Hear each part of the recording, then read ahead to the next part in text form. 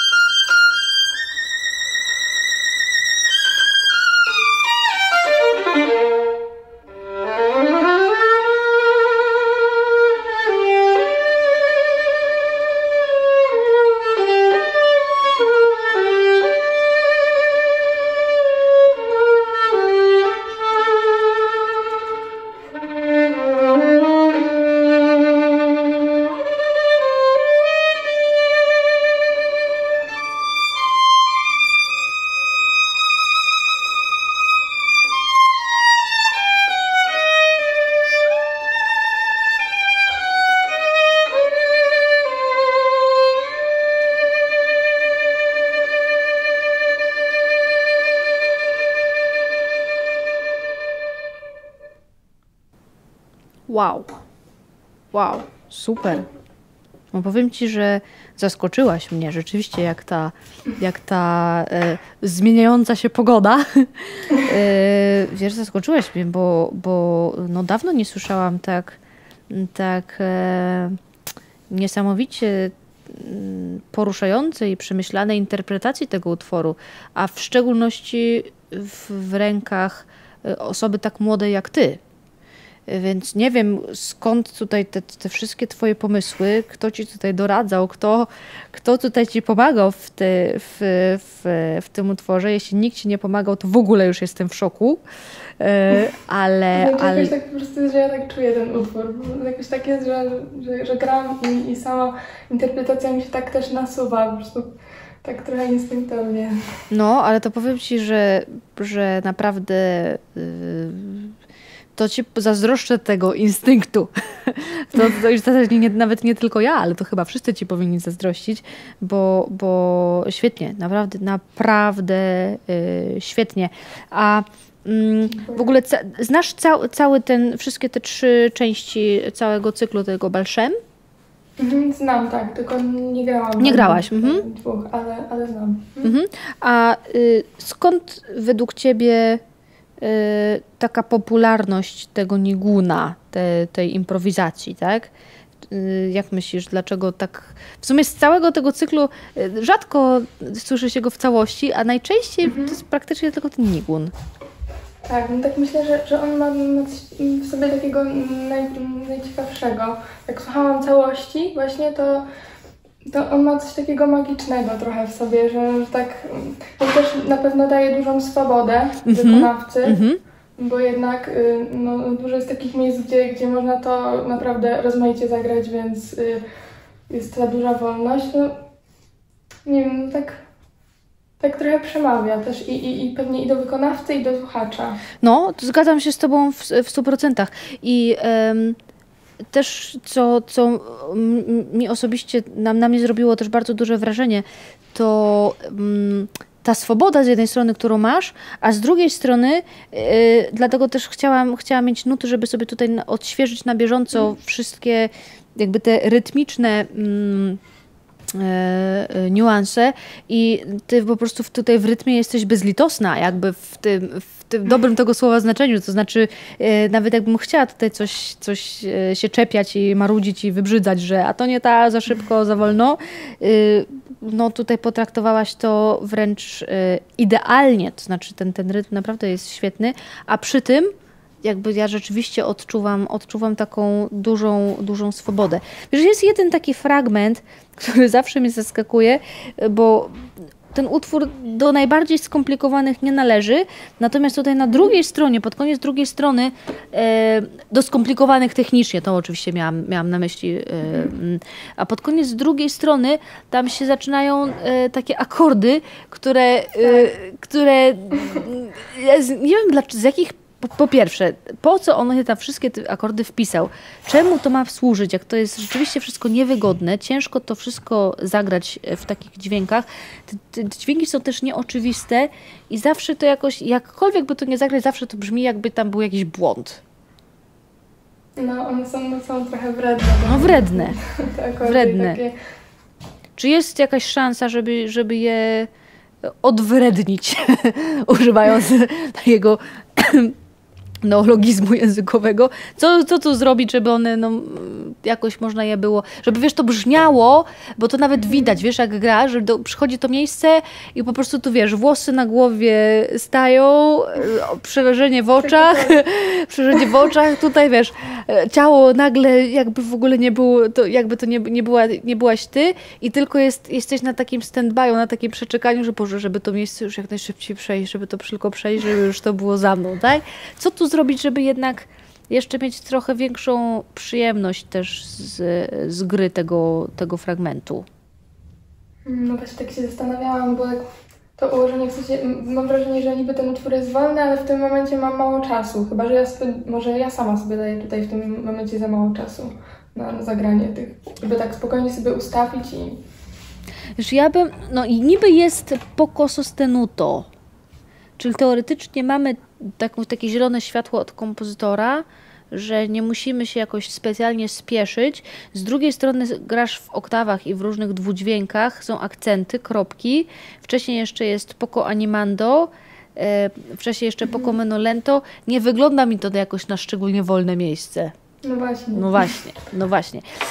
Moja propozycja by była taka. Najpierw może spróbujemy troszeczkę oswoić lewą rękę w tego słowa znaczeniu, żebyś spróbowała teraz to zagrać w takim tempie, jak grasz, ale żeby postarać się szybciej w lewej ręce po prostu żebyś była szybsza w lewej ręce w przygotowywaniu kolejnych tych akordów, żeby zawsze być o ten włos przed prawą, a nigdy razem.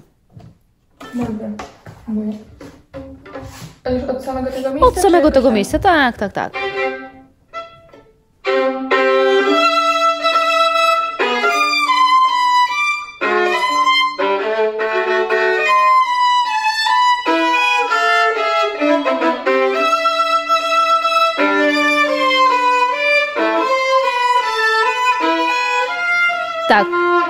Tak, ta największa jakby niewygoda z tego, co pamiętam jeszcze, jak sama grałam i teraz jeszcze jak na ciebie patrzę, to są zdecydowanie te pierwsze 3 akordy z dużym naciskiem na drugi i na trzeci. Tak. Tak, w sumie to jest te najgorsze i potem już tak jest. Tak, później jakoś już jest im bliżej do celu, tym coraz lepiej. A jeszcze powiedz mi taką rzecz. Bo pierwszy ten akord, z tego co dobrze widzę, jakby system stawiania palców jest jasny i czytelny. Tak? Najpierw stawiasz kwintę i do kwinty później dostawiasz oktawę. Tak. Przy drugim akordzie jak to wygląda? No właśnie tam najlepiej jakbym postawiła pewnie 4 dźwięki, ale tak chyba próbuję od 2 i też tak jakby dołożyć. No ale tak, to ci od razu mogę powiedzieć. 4 zapomnij. Znaczy, życzę ci powodzenia, o tak powiem. Życzę ci powodzenia, ale widzę marne szanse. 3 tak samo. 2 widzę duże szanse, tylko teraz pytanie za 100 punktów. Które 2?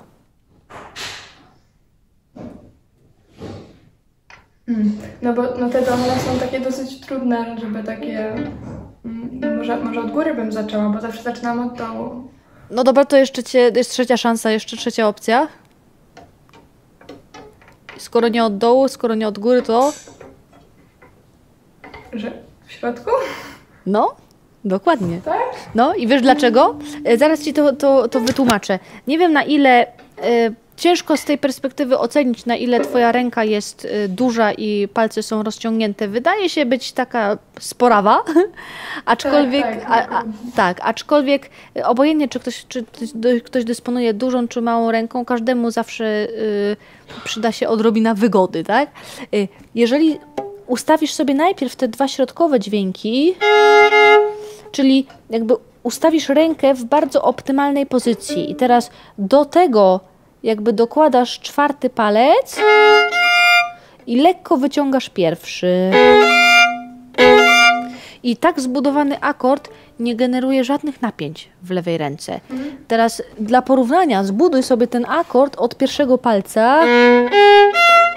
I tutaj jak ja stawiam 4. palec, to już po prostu czuję, że tu mięsień mnie ciągnie i już nie mam na niego siły. Spróbuj sobie, dosłownie tak jak ja ustawiałam, tak? Najpierw tą sekstę. Teraz lekko tak i pierwszy wyciągnij. Czujesz jakby taką swobodę w lewej ręce w tym miejscu? Tak, sobie luźniej.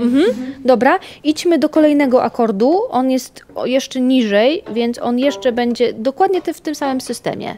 Czyli fis, dis, tak.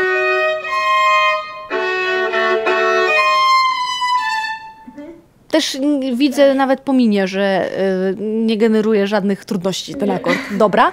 Teraz już to połączyć. Teraz tylko to właśnie połączyć. I to jest, tutaj wracam do tego, co powiedziałam na samym początku, tak, że ta prędkość lewej ręki to jest prędkość kosmiczna, to jest prędkość, która w ogóle ponaddźwiękowa, która w ogóle nie istnieje w naszym świecie, a mimo wszystko używamy jej na skrzypcach. Po prostu musisz być sprytna i tak się szybciuteńko tutaj wyrobić z układaniem palców, żeby nie stracić na czasie, ale żeby zyskać na komforcie i na skuteczności. Spróbuj najpierw powoli, tak? Ze 2 razy, 3 razy sobie zagraj z dużą przerwą, żeby to w ogóle wytestować.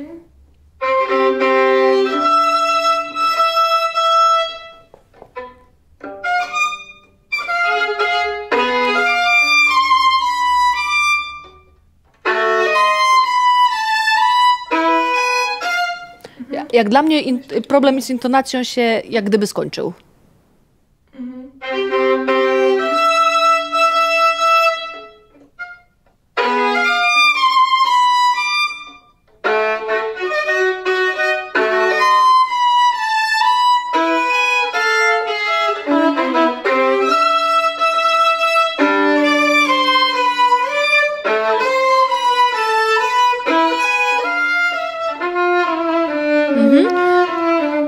W tym drugim akordzie jeszcze masz taką mini tendencję, żeby D 4. palcem postawić wyżej niż potrzeba.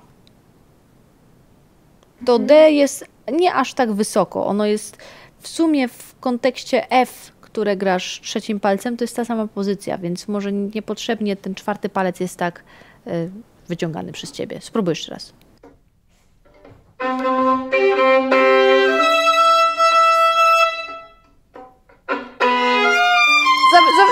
Za wysoko.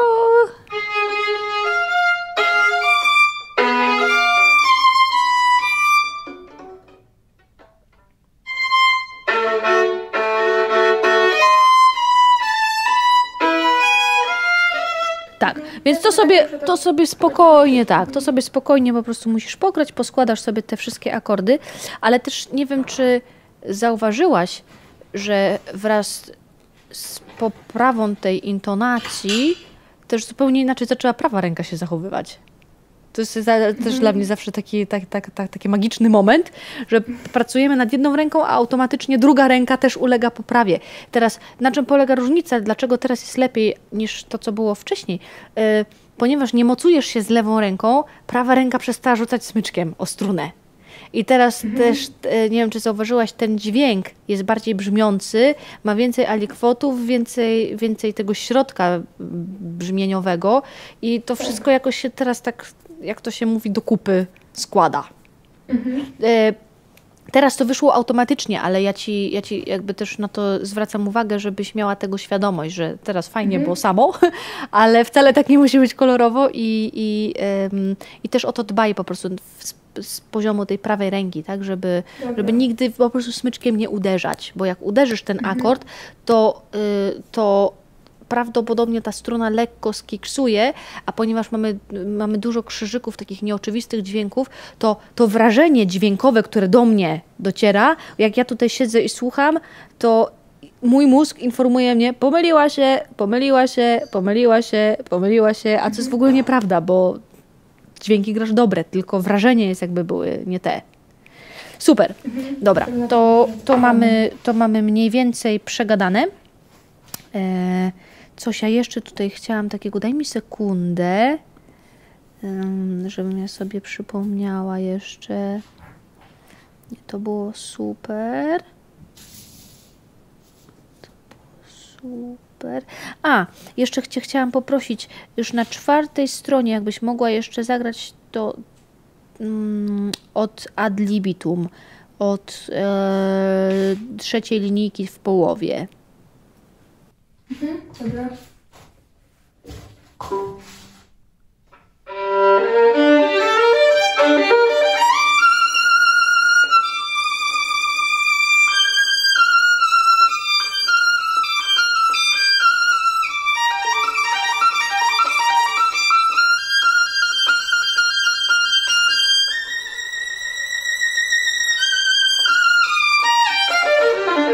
Super, dobra. A ponieważ ja niestety tego nie słyszę, bo nie mam takich możliwości. Chciałabym cię zapytać jeszcze żebyś mi opowiedziała słowami, jak wygląda struktura dynamiczna w tym miejscu. To znaczy, jak zaczynasz, jak to się później kształtuje, gdzie jest jakiś punkt kulminacyjny i jak to sobie wszystko rozplanowałaś. No to jak się właśnie zaczynają te dźwięki od G, tak. To tutaj zaczynam tak, tak jakieś mezzo piano. I jest coraz głośniej, jak dochodzę do tego, to tak. To już jestem na forte. Tak. No i tutaj dalej jest forte, tak. I nagle jest takie jakby, w sensie może nie subito, ale jest takie dosyć nagłe piano, albo takie mezzo piano i zaczynam znowu tam jest coraz głośniej. Tak. I jest finał na tej nucie, na tej półnucie. Tak. I znowu jak schodzę do struny G, no to schodzę też tak do mezzo piano mniej więcej. No i potem znowu jak jest ten pasaż na strunie G, to już wiadomo jest to. Tak, to jasne. Dobra, a teraz jeszcze tak się zastanawiam na szybko, a gdyby... Wiesz, inaczej, co mi się trochę nie podoba, że takie to jest... tak jakbyś cały czas chciała dawać gazu i hamowała, i przyspieszała i hamowała w kontekście tej dynamiki, tak? Że brakuje mi jakiejś takiej tej bardziej linearnej, wiesz, takiej struktury i zastanawiam się nad taką koncepcją. Jakbyś na przykład zaczynasz dokładnie tak samo i teraz uwaga na to F w tej czwartej linijce, żeby to wiesz, jakby nie skradło całego show, bo show mamy dopiero tam na fortissimo, na B, prawda? Na tym górnym B. No tak. Więc tu jeszcze bym tak jakby nie zdradzała całej tej mocy dynamicznej. Trochę to jeszcze przytrzymała. Natomiast frazę ciągnęła dalej. Tu jeszcze dalej rozwijała. I teraz tutaj jakby mamy taki pierwszy punkt mini kulminacyjny, ale nie robimy, znaczy ty nie robisz, ja siedzę, słucham, ty nie robisz subita, tylko trochę schodzisz, czyli na tych powtarzanych szóstkach, jakby troszeczkę to się wszystko wycisza, żeby jakby nabrać takiego drugiego rozpędu i wtedy już od tych ósemek D, E, F, G i szesnastki, tu już idzie to jakby takie kulminacja, takie to główne nasze crescendo na full, na wszystko, co masz do zaoferowania. Ponieważ, teraz bardzo ważna informacja, ponieważ ja u siebie na słuchawce będę to słyszała dokładnie tak samo, jak grałaś wcześniej, bo niestety moje słuchawki nie wyłapują tych wszystkich niuansów, więc to jest pytanie do ciebie. To jest jako propozycja, której ja też jakby nie ocenię, nie zweryfikuję. Zagraj to sobie tak, jak ci to teraz opowiedziałam i bardzo szczerze zastanów się, na ile ta opcja do ciebie przemawia, na ile jest inna niż to, co robisz, albo ewentualnie jeszcze poszukamy czegoś takiego, co łączy tę, którą ty zaproponowałaś z tym, co ja teraz powiedziałam, dobra? Także bardzo tak na luzie, bez ciśnienia, dobrze?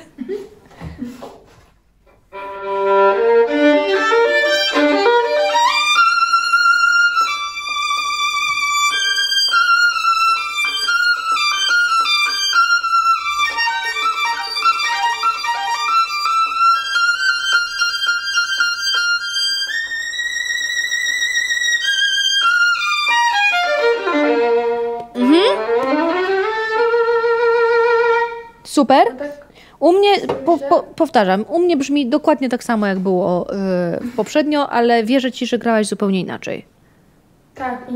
Tak, faktycznie. Ale właśnie się zastanawiam, że może to jest dobre, że tam na początku nie daje tak na forte wszystko na ten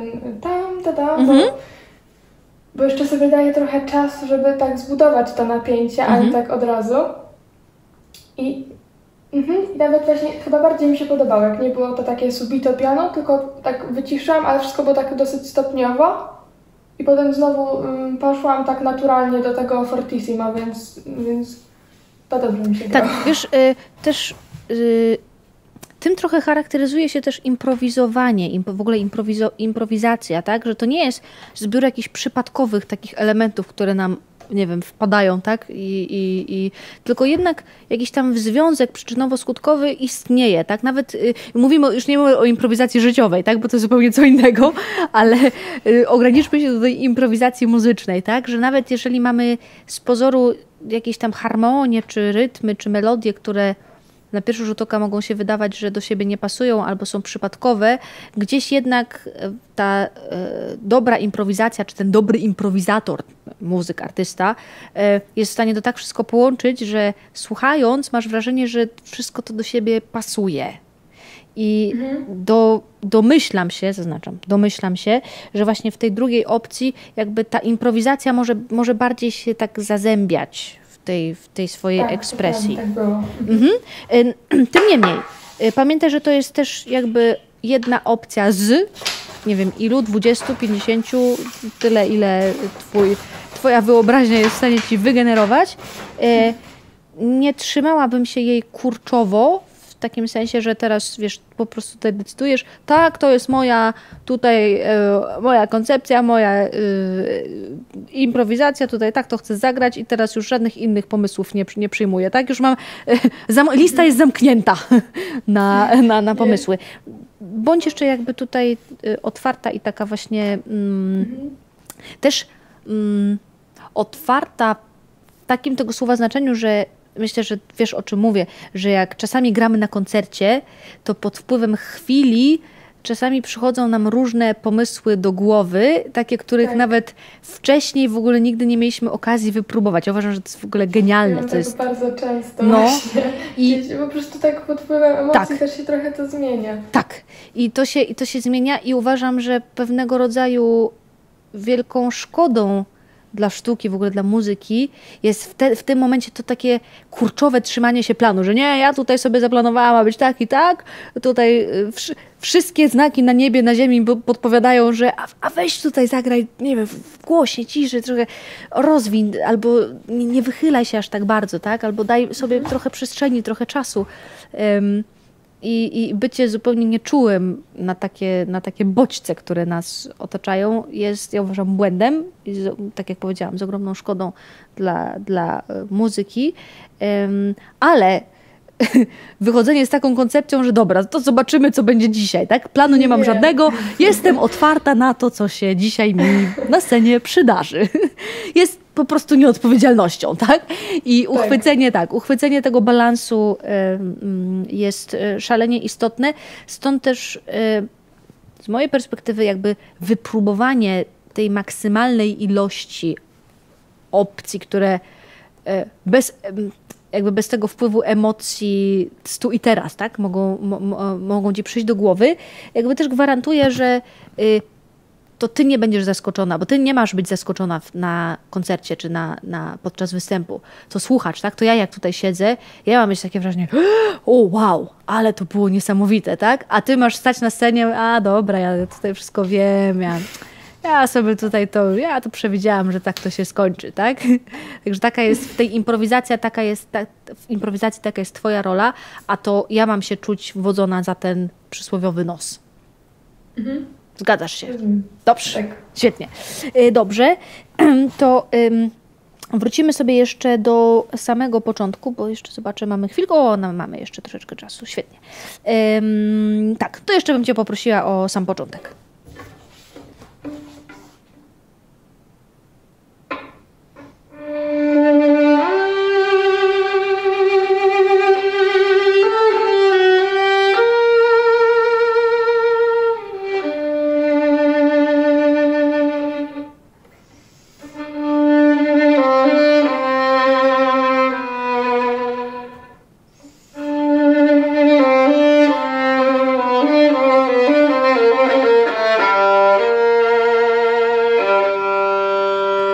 Super. Dziękuję. W drugiej linijce masz takie określenie, które w sumie bardzo rzadko pojawia się w literaturze muzycznej, albo ja po prostu je rzadko widziałam do tej pory, ale to lamentoso. Jak według ciebie, jak ten efekt tego lamentoso można by na skrzypcach uzyskać? Czyli lamentoso, czyli jak? No ja to tak trochę rozumiem, że właśnie tak no tak trochę jakby płacząc, to tak bym zrozumiała i tak właśnie z taką jakąś boleścią, tak, no, te dźwięki, żeby nie wiem, może tak faktycznie wygrać każdy dźwięk, a nie to przelecieć, tak, no, jakby to był... Być może może się wydawać, że głupie pytanie, ale jak zagrać płacząc i jak zagrać boleśnie na skrzypcach? Co zrobić, żeby te dźwięki, które wydobędziesz z instrumentu, żeby właśnie bolały? Nie wiem, na pewno bym też zadziałała tutaj wibracją. No i takim, no, prawidłowym prowadzeniem smyczka, w sensie, że no jakoś tak, no tam mamy też te kreski, więc tak lekkie portato. Tak jakby może zaznaczając każdą nutę, ale tak też, no oczywiście nie jakoś przesadnie. Tak jakoś myślę, że...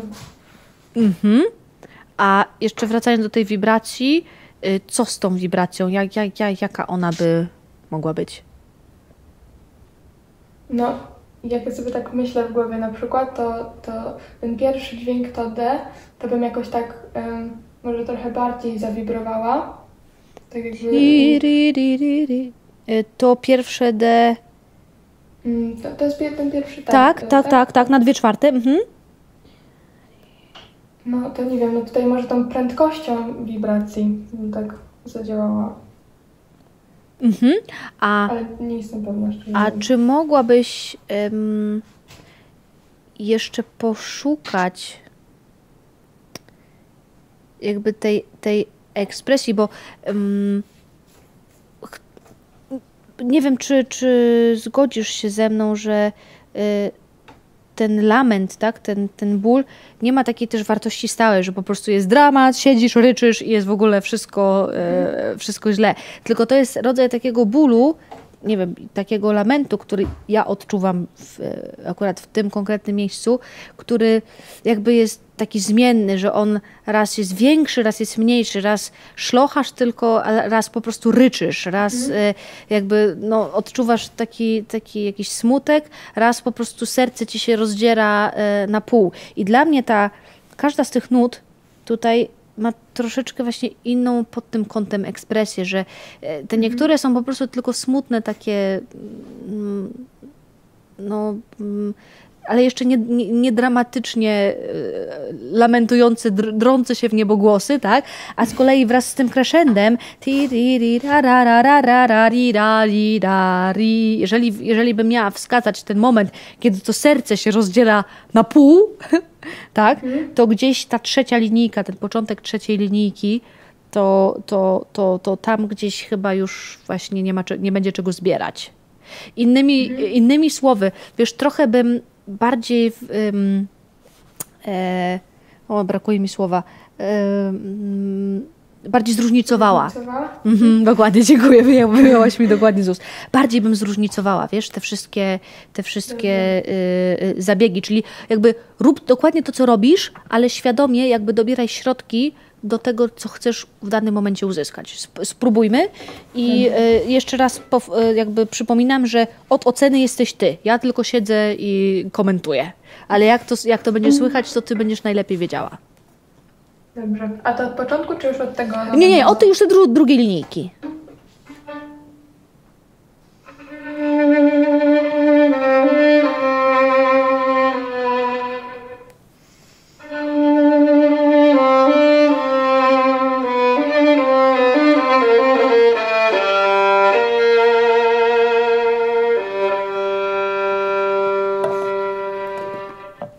Super. Jak to u ciebie było? No tak wydaje mi się, że było na pewno bardziej zróżnicowane niż wcześniej. Tak jakoś się zastanawiałam grając, no wiadomo, że jeszcze na pewno nie każda tak wyszła, jakbym chciała, ale tak się starałam zastanawiać nad każdą nutą. To wydaje mi się, że to jest dobra droga, wiesz, do jakby do skrystalizowania tej myśli.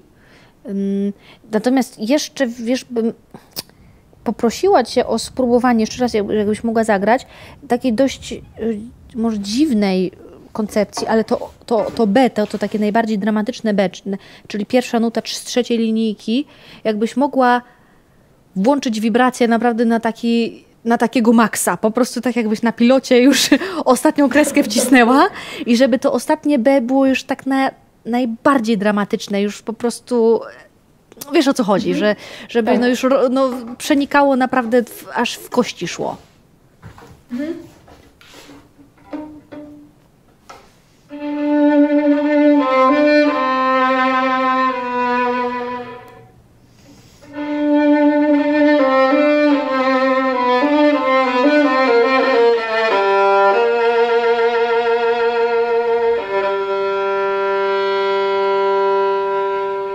Super.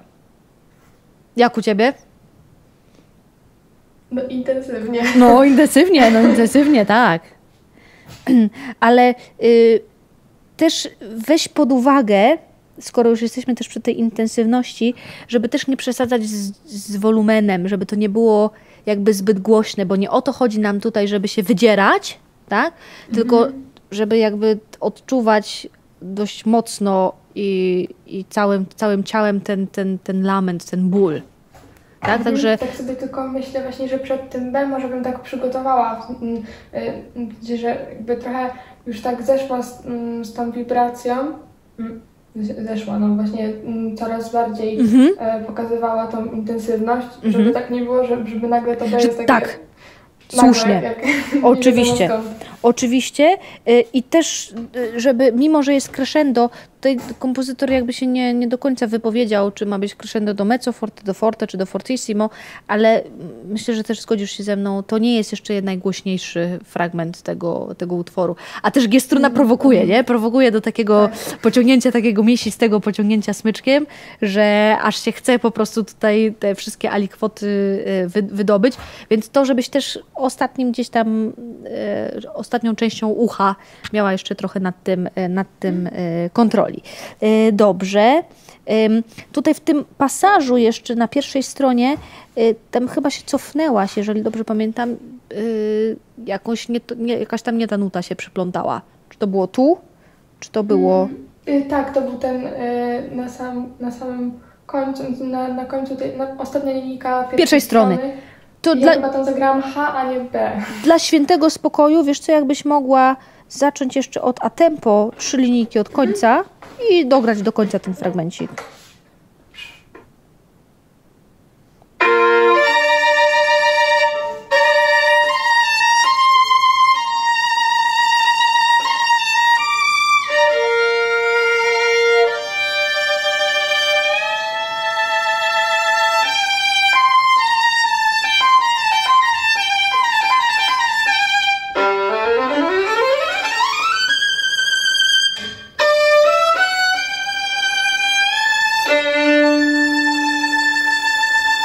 Super.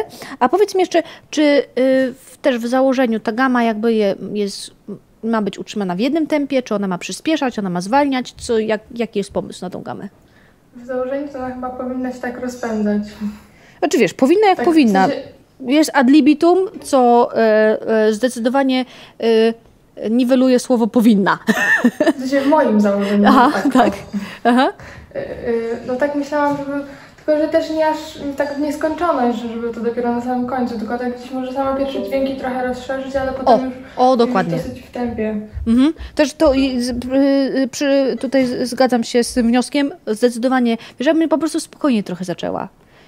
Że nie wpadałabym od razu w te 32 na takim pełnym gazie, tylko naprawdę spokojniutko i jeśli chcesz zrobić to świadomie, to przyspieszenie, to po prostu, żebyś miała więcej przestrzeni. Możesz już ostatnie dosłownie te... Trzy grupy 16 zagrać.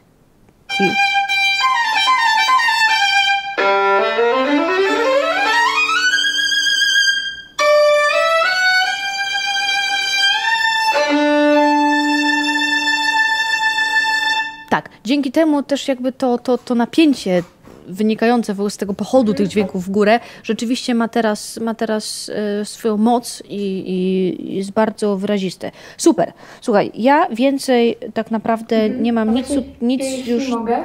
Tak? Bo ten ostatni dźwięk na tej pierwszej stronie, zawsze mam z nim trochę problem, że on jest jednak, no tak chciałabym go wytrzymać i też no jakby no wiadomo, że już jestem w tej dynamice, że no, on jest dosyć taki głośny i też musi być taki intensywny, a jakby trochę brakuje mi smyczka. I właśnie nie wiem za bardzo, ale też nie chcę, żeby się dusił, jak będę miała, więc powinien być pewnie szybszy jakiś SUV, ale z drugiej strony też... Spróbuj, jak będziesz, jeszcze raz sobie zagrasz od tych oktaw, tam, pa, pa, pa, ra, ra. Jak ciągniesz ten smyczek, zwróć uwagę, jest taki moment zawsze na smyczku, kiedy przejeżdżamy środek ciężkości i jakby kończy się tam ta nasza naturalna, jakby taka naturalna ciężkość wynikająca z grawitacji i przychodzi taki moment, że jakby ty musisz bardzo świadomie dodać tej ciężkości do ręki, żeby utrzymać to napięcie. Spróbuj teraz, jak będziesz grała, jakby bardzo świadomie uchwycić ten moment i tam, kiedy trzeba dodać tego napięcia, żeby świadomie po prostu z ręki dołożyć, nie mocować się, wiesz, nie wciskać niczego, nic nie zwiększać, ani prędkości nie zmniejszać, tylko i wyłącznie podziałać ciężkością ręki. Dobrze, dobrze.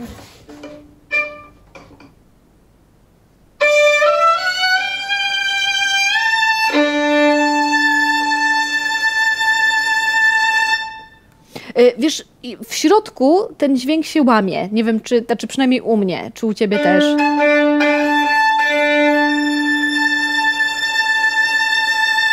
On im dłużej trwa, tym bardziej się stabilizuje, a gdzieś, znaczy zaczyna się super, później w środku są jakieś turbulencje i na koniec znowu jest, więc ja bym popracowała tylko i wyłącznie nad jakby nauczeniem ręki kontroli tego środka smyczka i wydaje mi się, że jak tam uda ci się to utrzymać, to będziesz zadowolona z tego przebiegu. Spróbuj jeszcze raz. Dobrze. Czyli żeby jakby cały czas obie struny były... Tak, tak.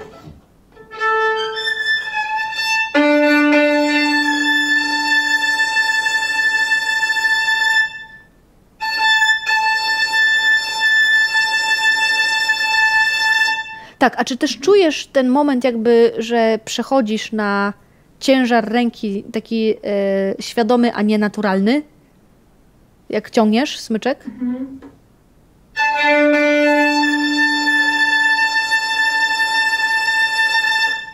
Tak, teraz poczułam. No, to bardzo pomaga. Bardzo pomaga w takich momentach i de facto nie potrzeba nic więcej. Coś jeszcze? Tak teraz na szybko, co jeszcze ci ewentualnie się przypomni?